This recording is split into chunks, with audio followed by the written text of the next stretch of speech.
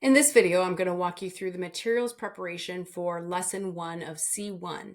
Now, in the window below, I've provided a link to a teacher edition, and this is from my Google Drive. You should have one in your own Google Drive in lesson 1 if you downloaded your unit, but feel free to use mine right now if you want to follow along. So I've bookmarked the materials prep that's found in the teacher edition. I'm going to walk you through that. But before I do that, for the first time only, I'm going to walk you through the features of a teacher edition up at the top here. So when you scroll to the top, you'll see that there is this area of a box that talks about what happened in the previous lesson, what's happening in this lesson, and where we're going next.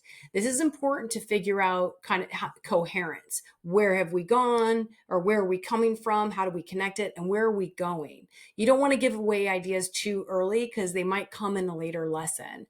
So that's what this box is used for. It also tells you the duration, estimated duration of this lesson. And then you will see here are the color-coded LLPEs. These are the lesson level performance expectations. So they're three-dimensional. The blue are the science and engineering practices that students will engage in. The green are the cross-cutting concept lenses that we will use as a lens for thinking.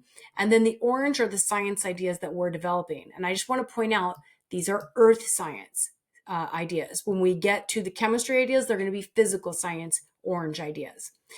So those are your LLPs. They're considered formative assessments. I think in some case, this one might have a pre-assessment as we're going in, trying to figure out what are students' ideas in their initial model. This is what students will figure out in this lesson and some of the big science ideas.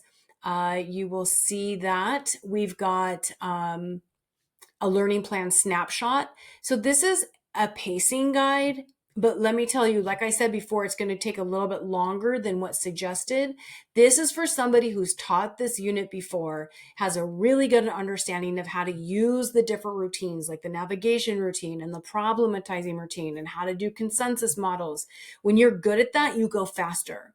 And so as you get better, this will be your goal or duration time that you're going to try and do per part. So it's divided up into parts. These parts match the parts below as you scroll down, and it talks about which slides go with that part as well, and the materials that you'll need. Now, as you scroll down, there is a materials list. This can be used kind of like a checklist as you're getting things ready, going through your supply room and gathering materials.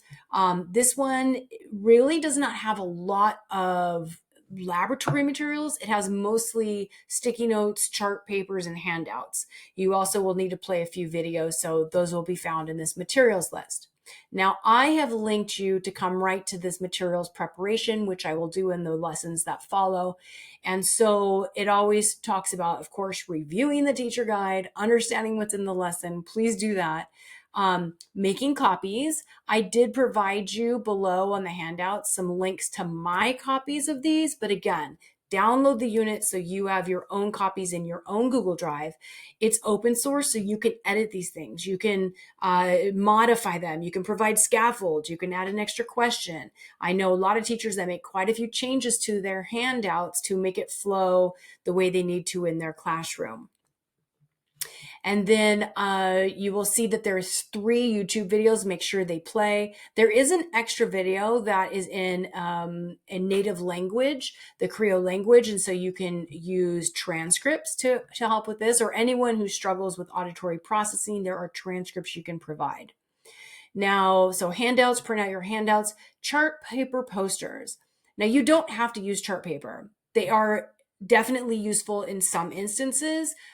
Consensus models are, I guess you don't need to use a chart paper. Some people just use a dot cam. They use an 8x11.5 piece of paper. And then if you title the first one Notice and Wonder, you can make copies of that and have one ready for each class and just go under the dot cam. And so you don't need to have chart paper posters. If you have limited real estate on your walls, it might be easier just to use 8.5 by 11 and keep a binder of all your posters for period 1 and all your posters for period 2. But they are basically pieces of paper in a binder. Community agreements. You're going to develop agreements. You need to decide, is this going to be hung on the wall? Maybe this is good to do on a chart paper poster. Maybe you have a digital method of doing this. We used to use Google Jamboard, but that does not exist anymore. Maybe use Padlet. Anyways, you need to decide how you're going to collect community agreements and create a community agreements poster. And then, of course, the driving question board. Some people do this on chart paper. Some people do this digitally, collect questions on a Google Doc or in a Google spreadsheet. There's a lot of different methods to do this, but 8.5 by 11 probably won't work for this if you're using sticky notes. It won't work. So in that case, you would need a chart paper, poster paper. I will say the driving question board, if you're going to hang one thing on your wall, it probably should be the driving question board, because you can reference it all the time by pointing to the categories. Have we answered everything about climate change that we can know about right now? Great. Where should we go next? How about what we can do? And so we navigate to the solution. So it's very helpful to have a driving question board that you can reference at any time in the unit. Okay, that's pretty much the prep. Not too difficult in this one, but I want you to think about, what are you going to do to make your life easier? How are you going to prep this? Are you going to do things digitally? Are you going to do things on chart paper? Are you going to modify anything, a slideshow? Think about it. And if you could post, there's a discussion board in the top right corner. Post what you're going to do. And then if you have time, come back, reflect how it went, any changes you would make. But if you make something great that's very useful and handy, go ahead and share a link to help others in our community, because that's the only way we're going to get better together. All right. Good luck with lesson 1.